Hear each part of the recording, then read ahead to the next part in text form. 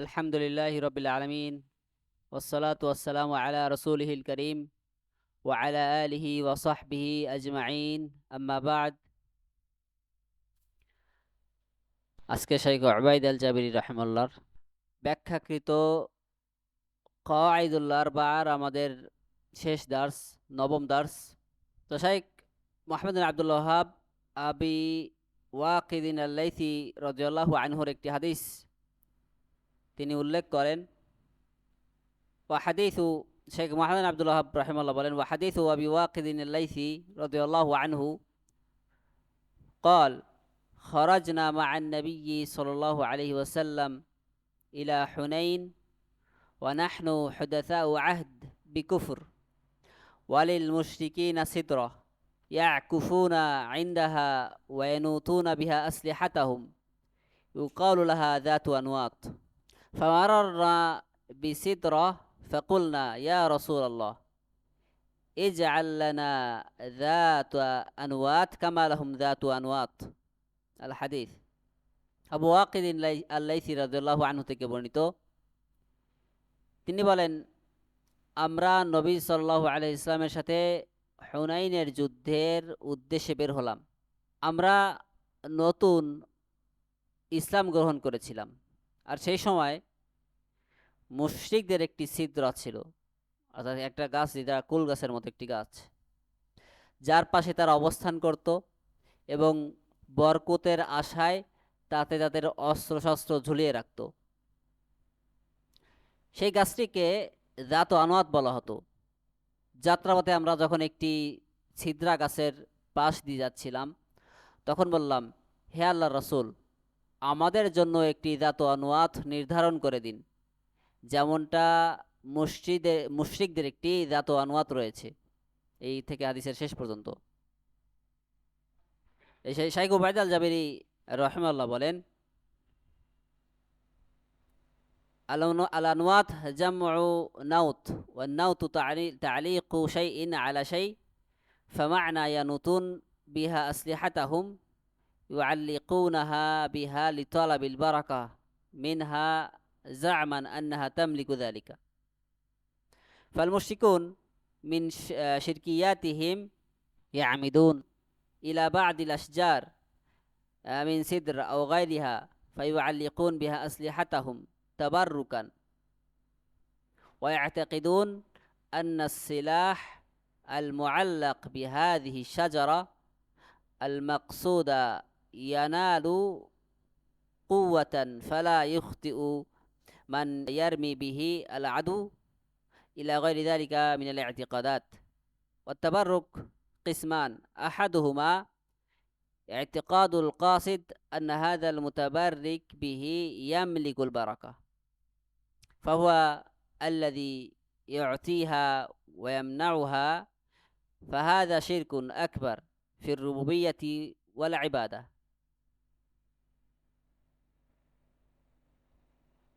وإيضاحه كونه في الربوبية لأنه اعتقد متصرفا مع الله فالبركة من الله، ومن حيث أنه شرك في العبادة فلأن المتبرك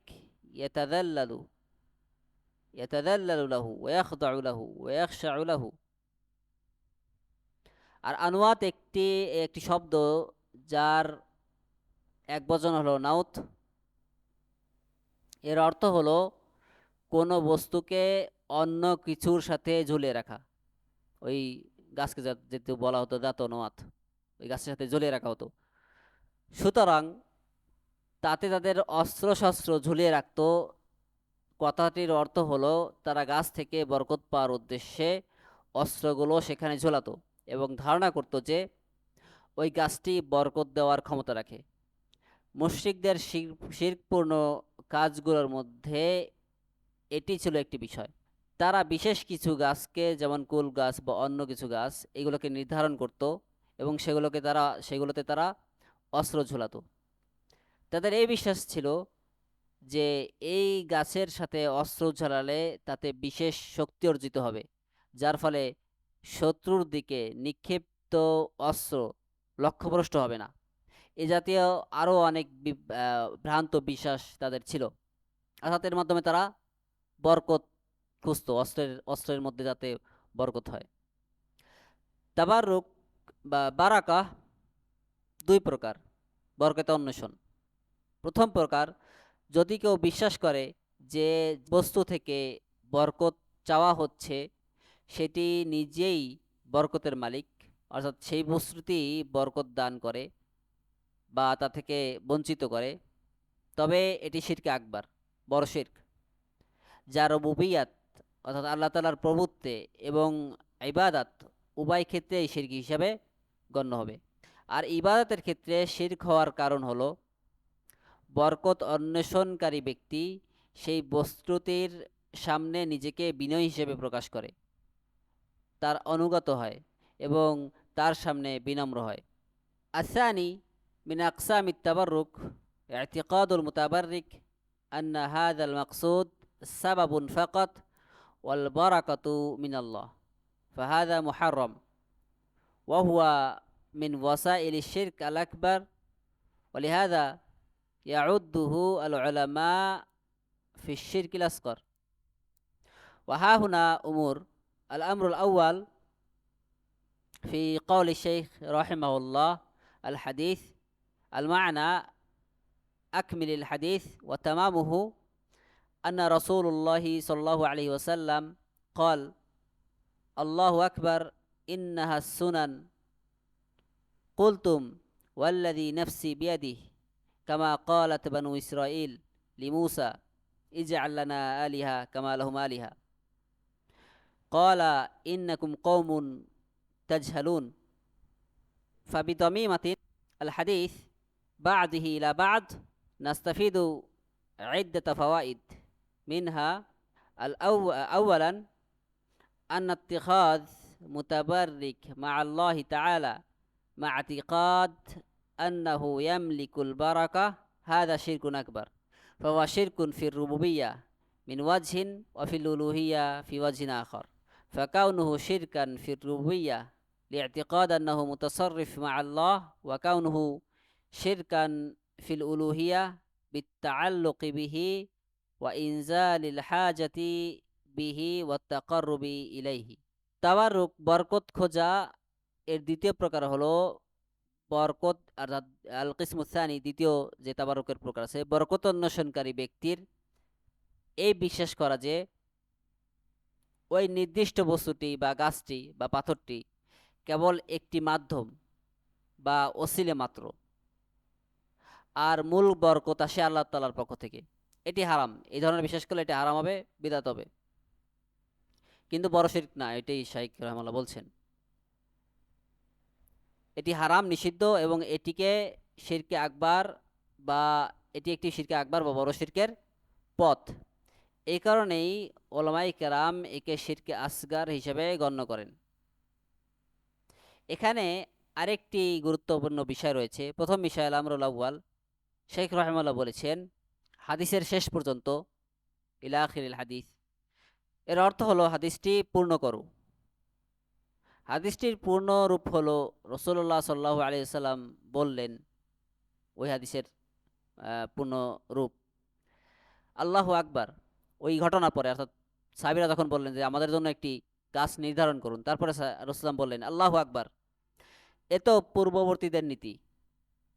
আল্লাহর কসম যার হাতে আমার প্রাণ, তোমরা ঠিক তেমনই বললে যেমন বানি ইসরাইলরা মুসা আলাইহিস সালামকে বলেছিল, আমাদের জন্য একটি মাবুদ নির্ধারণ করে দিন যেমন তাদের অনেক মাবুদ রয়েছে।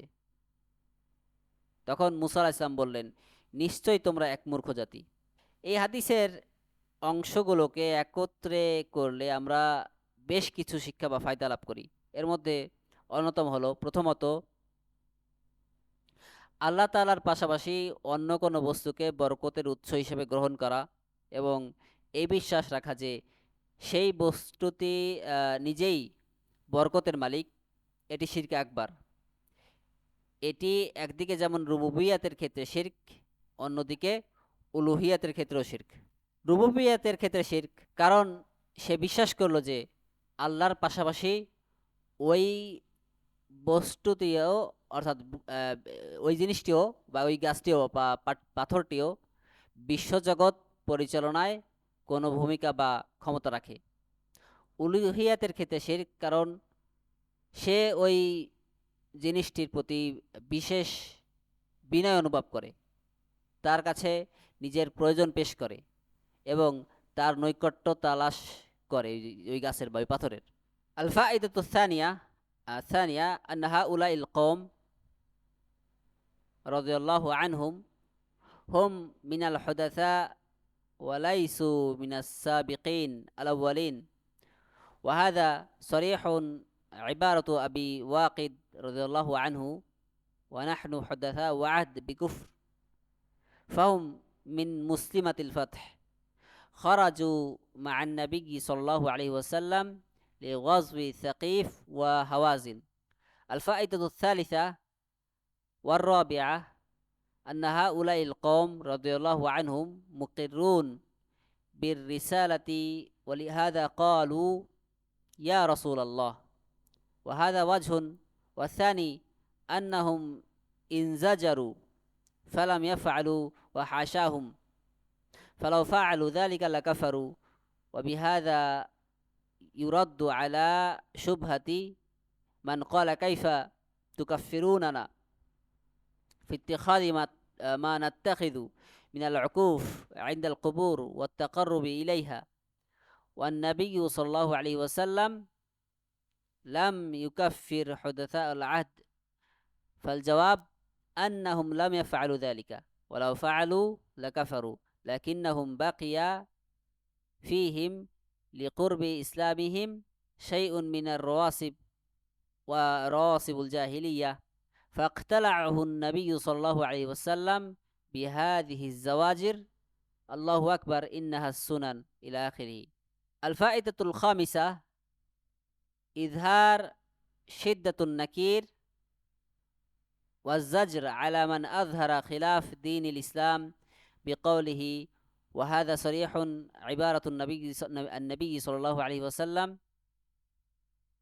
وفي هذا رد على من يدعون المخالفات البدعية في الدين عامة وفي العقيدة خاصة بحجة المصلحة واجتماع الكلمة. فالقوم كانوا في حال حرب، خارجين إلى حرب مع النبي صلى الله عليه وسلم، وهم يشكلون سدس المعسكر أو خمس المعسكر، ومع هذا زاجرهم النبي صلى الله عليه وسلم على طلبهم ذلك: اجعل لنا ذات أنواط. আর দ্বিতীয় শিক্ষা, আল ফায়দাতুস সানিয়া, যারা এই অনুরোধ করেছিলেন অর্থাৎ সাহাবীগণ রাদিয়াল্লাহু আনহুম, তারা ইসলামের যেই সাহাবীরা এইসব বলেছিলেন যে আমাদের জন্য একটি গাছ নির্ধারণ করুন, তারা ইসলামের প্রথম দিকে ছিলেন, অর্থাৎ তারা কেবল নতুন নতুন ইসলাম গ্রহণ করেছিলেন। তারা অগ্রগামী সাহাবী ছিলেন না, যারা ইসলামের প্রথম দিকে ইসলাম গ্রহণ করেছে। আবু ওয়াকিদিন লাইসি রাদিয়াল্লাহু আনহুর এই উক্তি থেকে এটা স্পষ্ট হয় যে তারা সাহাবীরা তখন বললেন যে ওই সকল সাহাবীরা, আবু ওয়াকিদিন লাইসি নিজেই উনি নতুন ইসলাম গ্রহণ করেছেন, উনি বলছিলেন যে আমরা তখন নতুন ইসলাম গ্রহণ করেছি। তারা ছিলেন মূলত মুসলিমাতুল ফাতহ, অর্থাৎ মক্কা বিজয়ের পর ইসলাম গ্রহণকারী, যারা নবী সাল্লাল্লাহু আলাইহি ইসলামের সাথে সাকিফ ও হাওয়াজিন গোত্রের বিরুদ্ধে যুদ্ধের উদ্দেশ্যে বের হয়েছিলেন। আল ফায়দাতুস সালিসা ওয়ার রাবিআ, তৃতীয় ও চতুর্থ শিক্ষা, এই সাহাবীগণ রাদিয়াল্লাহু আনহুম রাসূল সাল্লাল্লাহু আলাইহি ইসলামের রিসালাতের প্রতি পূর্ণ বিশ্বাসী ছিলেন, যার প্রমাণ হলো তারা তাকে ইয়া রাসূলুল্লাহ, হে আল্লাহর রাসূল বলে সম্বোধন করেছিলেন। আর দ্বিতীয়ত, নবী সাল্লাল্লাহু আলাইহি ইসলামের ধমক শুনে তারা সাথে সাথে থেমে গিয়েছিলেন, তারা সেই কাজটি আর করেননি, তারা তোর গাছে অস্ত্র ঝোলাননি। যদি তারা বাস্তবে এমনটিই করতেন, অর্থাৎ তারা গাছে অস্ত্র ঝুলিয়ে বরকত তালাশ করতেন, তবে তারা কাফির হয়ে যেতেন, কিন্তু তারা এটাই করেননি। এখানে সেই সব লোকদের সন্দেহের নিরসন হয় যারা বলে, যারা এই সন্দেহ বা এই সংশয় তৈরি করে যে আমরা কবরের পাশে যে অবস্থান করি, ইতিকাফ করি, বা কবরের মাধ্যমে আল্লাহর নৈকট্য তালাশ করি, সে কারণে আপনারা আমাদেরকে কেন কাফির বলেন? অথচ নবী সাল্লাল্লাহু আলাইহি সাল্লাম তো সেই নতুন মুসলিমদেরকে কাফের বলেননি, যারা গাছের কথা বলছিলেন যে আমাদের জন্য গাছ নির্ধারণ করুন। এর উত্তর হলো, সাহাবীগণ শুধু প্রস্তাব দিয়েছিলেন, তারা এই কাজটি করেননি। যদি করতেন তবে অবশ্যই কাফির হয়ে যেতেন। কিন্তু যেহেতু তারা নতুন মুসলিম ছিলেন, তাই তাদের মাঝে জাহিলিয়াতের কিছু বিষয় বা কুসংস্কার রয়ে গিয়েছিল। নবী সাল্লাল্লাহু আলাইহি সাল্লাম কঠোরভাবে ধমক দিয়ে আল্লাহু আকবার, এ তো পূর্ববর্তীতে নীতি, এই কথা তিনি বলেছিলেন। এই কথা বলে তিনি মূলসহ এই বিষয়টি উপরে ফেলেছিলেন। পঞ্চম শিক্ষা, আল ফাইদাতুল খামিসা, ইসলামী আদর্শের পরিপন্থী কোনো বিষয় প্রকাশ পেলে তার বিরুদ্ধে কঠোর প্রতিবাদ ও ধমক প্রদানের প্রয়োজনীয়তা এখানে ফুটে উঠেছে। এটি রাসূলুল্লাহ সাল্লাল্লাহু আলাইহি ইসলামের সরাসরি উক্তি থেকে স্পষ্ট। এতে ওই সব লোকদের প্রতিবাদ রয়েছে যারা বৃহত্তর স্বার্থ বা ঐক্য বজায় রাখার দোহাই দিয়ে দিনের সাধারণ বিষয়ে বিদাত বা বিশেষ করে আকীদার ক্ষেত্রে বিচ্যুতিকে তারা সমর্থন করে। তারা বলে এতে ঐক্য নষ্ট হবে, এই কথা তারা দাবি করে। লক্ষ্য করুন, সাহাবীগণ তখন যুদ্ধের ময়দানে ছিলেন। তারা সংখ্যায় মোট সৈন্যদলের ৫ বা ৬ ভাগের ১ ভাগ ছিলেন। এরপরেও যুদ্ধের নাজুক সময়ও নবী সাল্লাল্লাহু আলাইহি সাল্লাম তাদেরকে তিনি বললেন যে আমাদের, যখন তারা বলল মানে সাহাবীদেরই কথা, আমাদের জন্য একটি জাত আনাত নির্ধারণ করুন, যেমন তাদের একটি জাত আনুয়াত আছে, এটি বলার কারণে নবী সাল্লাল্লাহু আলাইহি সাল্লাম তাদের কঠোরভাবে ধমক দিয়েছিলেন এবং আকীদার ক্ষেত্রে কোনো আপোষ করেননি। এই কথা তিনি ভাবেননি রাসূল সাল্লাল্লাহু আলাইহি ওয়াসাল্লাম যে আমি এই কথা বললে তারা একটু মানে দূরে সরে যাবে, যুদ্ধ করবে না, এই ধরনের কিছু তিনি ভাবেননি। তিনি ওইখানেই তিনি তাদেরকে ধমক দিয়েছিলেন। ৬ নম্বর শিক্ষা, আল ফাইদাতু আস-সাদিসা, কোনো কিছুর কেবল নাম পরিবর্তন করলে তার প্রকৃত অবস্থা বা বাস্তবতা পরিবর্তন হয়ে যায় না। এটি দুটি ভিন্ন ঘটনার তুলনার মাধ্যমে স্পষ্ট হয়। মুহাম্মদ সাল্লাল্লাহু আলাইহি সাল্লামের সাহাবীগণ রাদিয়াল্লাহু আনহুম তাতে অত্যন্ত তাকে অত্যন্ত সম্মানের সাথে রিসালাতের নাম ধরে ডেকেছিলেন। ইয়া রাসূলুল্লাহ বলে সাহাবীগণ রাসূলুল্লাহকে ডেকেছিলেন, যখন তারা দাবি করছিলেন যে হে আল্লাহর রাসূল, আমাদের জন্য গাছ নির্ধারণ করুন। অন্যদিকে মুসা আলাইহিস সালামের সঙ্গীরা তাকে ইয়া মুসা বলে ডেকেছিল, যা ছিল চরম বেয়াদবি।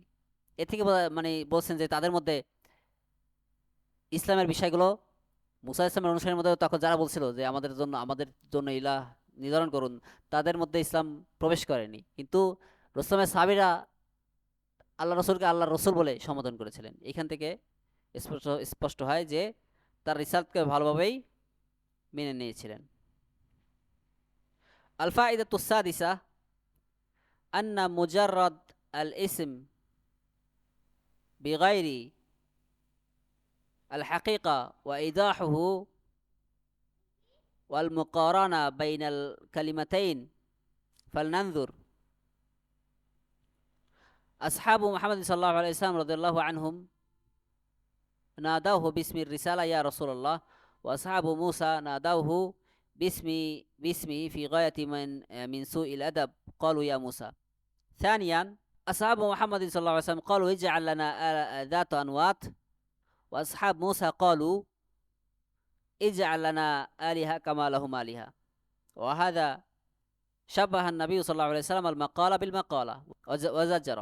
الفائدة السابعة، الخطر على من قال إنا فهمنا التوحيد ولا داعي لكثرة المدارسة في العقيدة، فقد يقع في أمور من الشرك لا يتفطن لها. الفائدة الثامنة، هذه القصة علم من أعلام نبوته صلى الله عليه وسلم، لتتبعن سنن من كان قبلكم، يعني طرق ومسالك السابقين من اليهود والنصارى من فارس والروم. ولهذا يقولون أول من أحدث عبادة القبور في الإسلام الرافضة أخذوها عن اليهود. ছয় নম্বর শিক্ষা, মুহাম্মদ সাল্লাল্লাহু আলাইহি ওয়াসাল্লামের সাহাবীগণ বলেছিলেন, আমাদের জন্য একটি দাতন ওয়াত নির্ধারণ করুন, একটি গাছ নির্ধারণ করে দিন। অন্যদিকে মুসা আলাইহিস সালামের সঙ্গীরা বলেছিলেন, আমাদের জন্য একটি ইলাহ নির্ধারণ করে দিন, যেমন তাদের অনেক ইলাহ রয়েছে। লক্ষ্য করুন, সাহাবীগণ সরাসরি ইলাহ বা মাবুদ শব্দটি ব্যবহার করেননি, বরং তারা গাছের নাম বলেছিলেন।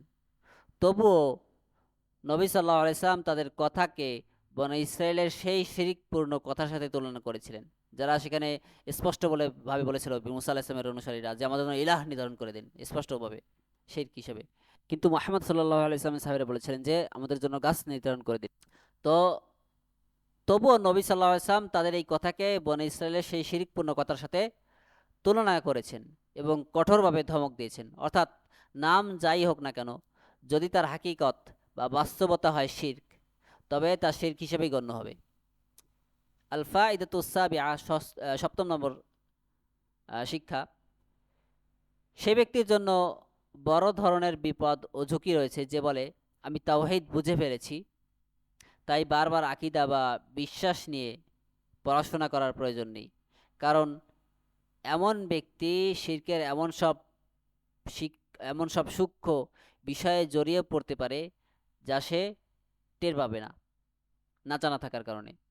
অষ্টম শিক্ষা, আল ফাইদাতুস সামিনা, এই ঘটনাটি নবী সাল্লাল্লাহু আলাইহি ওয়াসাল্লামের নবুয়তের অন্যতম একটি বড় নিদর্শন। তিনি বলেছিলেন, তোমরা অবশ্যই তোমাদের পূর্ববর্তীদের রীতিনীতি অনুসরণ করবে, অর্থাৎ ইহুদি, খ্রিস্টান, পারস্য এবং রোমানদের পথ এবং পদ্ধতিকে মানুষ অন্ধভাবে অনুসরণ করবে।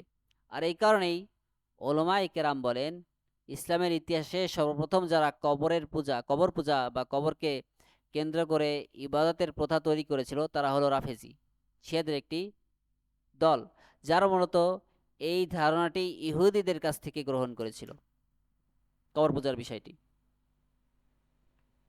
ইয়াকুল আল মুআল্লিফু আল কাঈদাতুর রাবিআ আন্না মুশরিকি জামানিনা আগলাদ শিরকান মিনাল আউয়ালিন লিআন্না আল আউয়ালিন ইশরিকুনা ফির রাখা ওয়া ইখলিসুনা ফিশ শিদ্দা ওয়া মুশরিকি জামানিনা শিরকুহুম দাইমুন ফির রাখাই ওয়াশ শিদ্দা।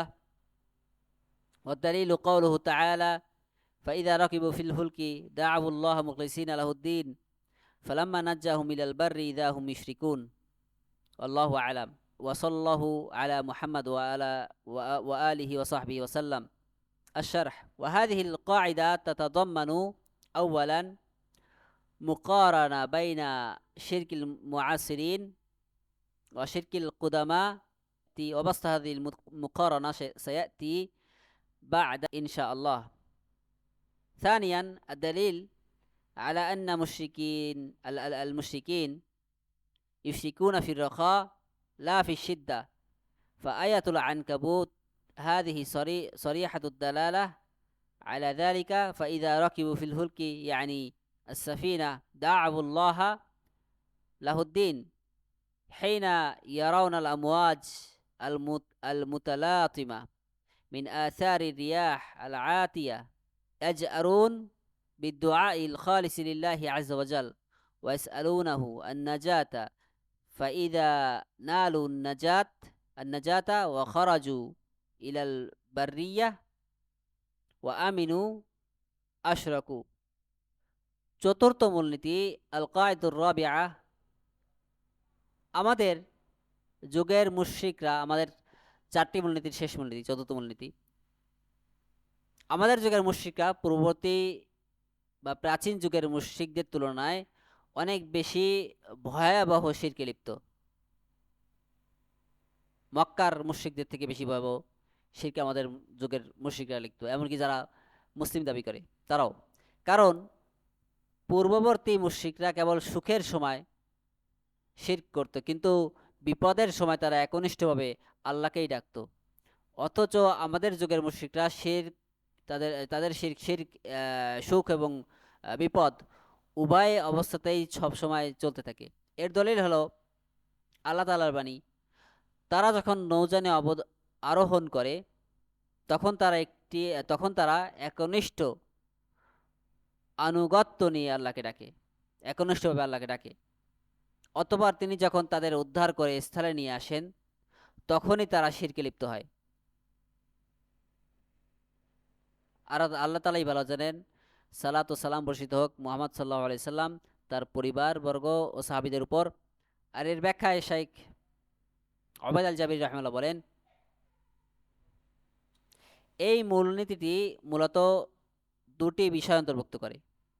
প্রথমত, এটি বর্তমান সময়ের মুশরিক এবং প্রাচীন যুগের মুশরিকদের শিরকের একটি তুলনা করে। এই তুলনামূলক বিস্তারিত আলোচনা ইনশাল্লাহ সামনে আসবে।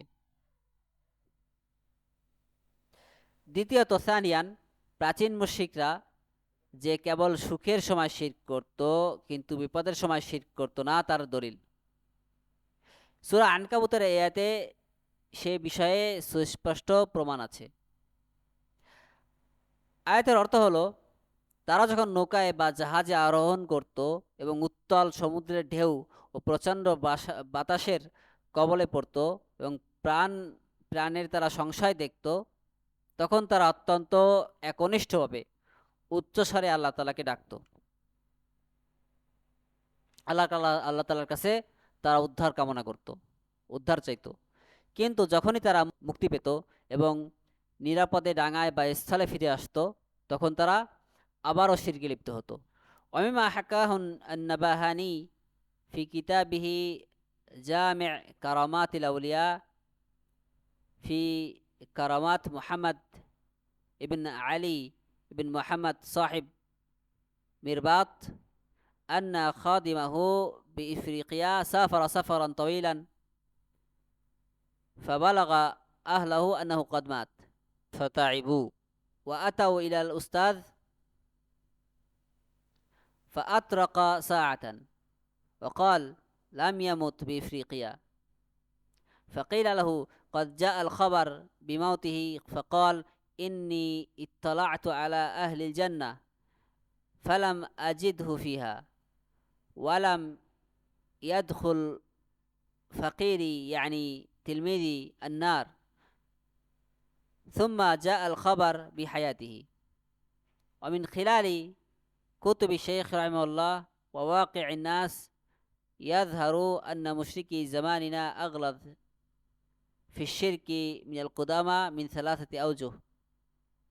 الوجه الأول ما ذكره الشيخ هنا رحمه الله من كون المشركين الأولين يخلصون الدعاء لله في الشدة ويشركون في الرخاء، وأما مشركو زماننا فيشركون في الرخاء والشدة.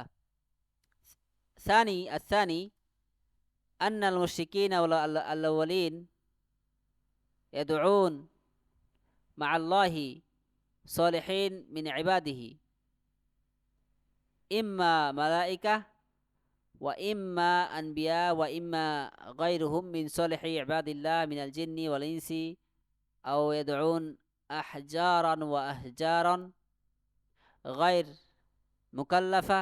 ومشركو زماننا يدعون مع الله من اشتهروا بالفسق والفجور كالزنا والسكر وغير ذلك من عظائم الآثام।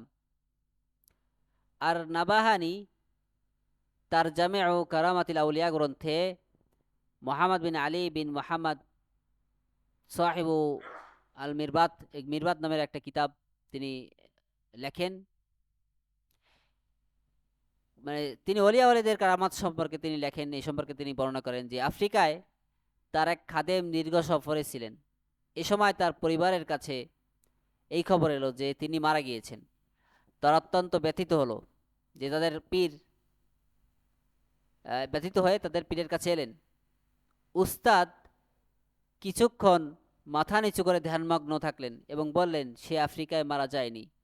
তাকে বলা হলো মৃত্যুর খবর তো নিশ্চিতভাবে এসেছে। তখন তিনি বললেন, আমি জান্নাতবাসীদের উপর দৃষ্টিপাত করেছি, তাদেরকে দেখেছি, কিন্তু তাকে সেখানে পাইনি। আর আমার কোনো ফকির অর্থাৎ আমার কোনো মুরিদ বা শিষ্য কখনো জাহান্নামে প্রবেশ করবে না, অর্থাৎ তারাই যেন জান্নাত দেওয়ার মালিক। পরবর্তীতে খবর এলো যে সেই খাদেম আসলেই জীবিত আছে। অর্থাৎ এখানে মুশরিকরা কি মানে বর্তমান যুগের কি মুশরিকরা কি বিশ্বাস করে এইটার মানে একটা উদাহরণ শাইখ রহমাল্লাহ দিচ্ছেন। শাইখ রহমাল্লাহর কিতাবসমূহ, শাইখ মোহাম্মদ আবদুল্লাহের কিতাবসমূহ এবং মানুষের বাস্তব অবস্থা পর্যালোচনার মাধ্যমে এটি স্পষ্ট হয় যে আমাদের যুগের মুশরিকদের শিরক তিনটি কারণে প্রাচীন যুগের মুশরিকদের চেয়ে বেশি ভয়াবহ। প্রথম কারণ, যা শাইখ রহমাল্লাহ এখানে উল্লেখ করেছেন, প্রাচীন যুগের মুশরিকরা চরম বিপদের সময় একনিষ্ঠভাবে আল্লাহ তাআলাকেই ডাকতো এবং সুখের সময় তারা শিরক করত। কিন্তু আমাদের যুগের মুশরিকরা সুখ ও বিপদ উভয় অবস্থাতেই তারা শিরক করে।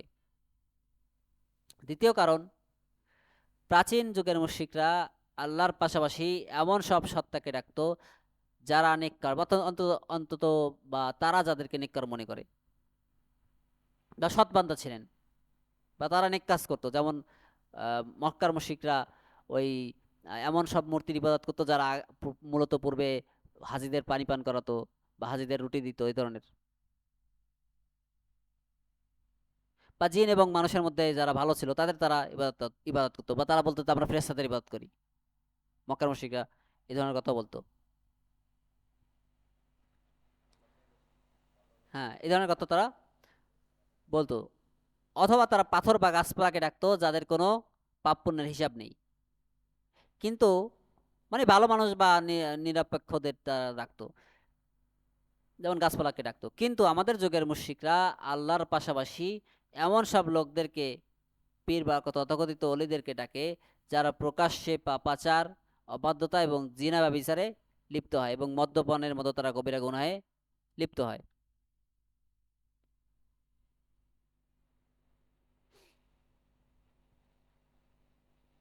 আল-ওয়াজহু আস-সালিস আন্নাল মুশরিকিন আল-আওয়ালিন শিরকুহুম কানা ফিল উলুহিয়্যাহ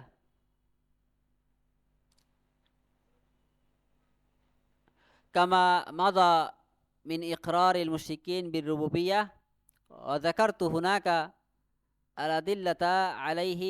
أما مشركو زماننا فشركهم في الربوبية والألوهية معا، وعلى رأسهم اليوم علي الجفري، والحمد لله الذي بنعمته تتم الصالحات. تم ما فتح الله به علينا من شرح هذه القواعد النافعة الماتعة المباركة، وحسبي ولا داعي الكمال ولا أدعي الكمال أني اجتهدت في بيان ما تضمنته خلال الشرح، مضيفا خلال الشرح ما تيسر لي من أدلة النصوص، والله أسأل أن ينفع به أهل الإسلام ويجعله ثقيلا في موازين أعمالنا يوم نلقاه وتم الفراغ منه. তৃতীয় কারণ, প্রাচীন যুগের মুশরিকরা মূলত ছিল তাদের তাদের শিরক ছিল মূলত উলুহিয়াত বা ইবাদতের ক্ষেত্রে। মানে কেন, আর একটা কারণ উল্লেখ করা হচ্ছে যে কেন তাদের বর্তমান যুগের মুশরিকদের শিরক বেশি খারাপ। তো প্রাচীন যুগের মুশরিকদের শিরক ছিল মূলত আল্লাহ তাআলার ইবাদতের ক্ষেত্রে, উলুহিয়াতে। যেমনটি আগে আলোচনা করা হয়েছে যে তারা আল্লাহর রুবুবিয়্যাত, প্রভুত্ব এবং সৃষ্টি জগৎ পরিচালনা, এই বিষয়গুলো তারা স্বীকার করত এবং সে বিষয়ে তারা দলিলও পেশ করা সে বিষয়ে আমরা দলিলও পেশ করেছি। কিন্তু আমাদের যুগের মুশরিকদের শিরক রুবুবিয়াত এবং উলুহিয়াত উভয় ক্ষেত্রেই বিদ্যমান। আল্লাহ তাআলার রুবুবিয়াত, আল্লাহ তাআলার বিশ্বজগৎ পরিচালনায় তারা শিরক করে বর্তমান যুগের মুশরিকরা। যে বলে অমুকের অমুক পাওয়ার আছে, যে তারা পৃথিবীকে ধরে আছে, অমুকে কি আবদাল, গাউস কুতুব ইত্যাদি, তারা এই ধরনের দাবি করে। কিন্তু মোহাম্মদ সাল্লাল্লাহু আলাইহি ওয়াসাল্লামের যুগের যারা মুশরিক ছিল তারা এমনটি করতো না। আর এই যুগে তাদের অন্যতম প্রধান উদাহরণ হলো আলী আল জিফরি, যে মূলত আরবের এক শিরকের দিকে আহ্বানকারী ব্যক্তি আলী জিফরি। এখানে আমাদের মূলত শেষ সকল প্রশংসা আল্লাহ তাআলার জন্য, যার অনুগ্রহে সকল নেক কাজ সম্পন্ন হয়। আল্লাহর তৌফিক ও দয়ায় এই উপকারী এবং বরকতময় মূলনীতিগুলোর ব্যাখ্যা এখানে সমাপ্ত হলো। আমি শাইখ রহমাল্লাহ বলছেন যে আমি পূর্ণতার দাবি করি না যে এটা পরিপূর্ণ, তবে আমার এই ব্যাখ্যা পরিপূর্ণ, তবে আমার সাধ্যমতো এর অন্তর্নিহিত বিষয়গুলো স্পষ্ট করার চেষ্টা করেছি এবং ব্যাখ্যার ফাঁকে প্রয়োজনীয় টেক্সট ও দলিল সহ আমরা যুক্ত করেছি। আমি আল্লাহর কাছে এই দোয়া করি, তিনি যেন এর মাধ্যমে মুসলিম উম্মার উপকার করেন এবং কিয়ামতের দিন আমাদের আমল নামায় একে ভারী করে দেন। সুবহানাকাল্লাহুম্মা বিহামদিকা আশহাদু আল্লা ইলাহা ইল্লা আনতা আস্তাগফিরুকা ওয়া আতুবু ইলাইকা।